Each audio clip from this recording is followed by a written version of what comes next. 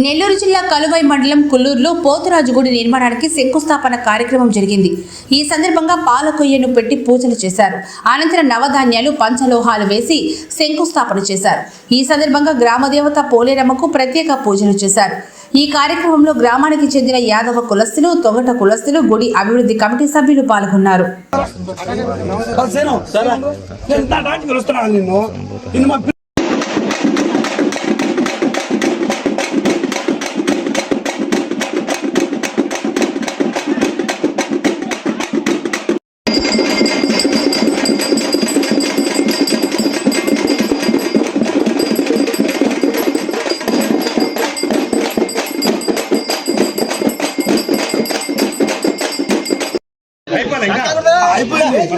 ప్రసాద్ రావాలండి.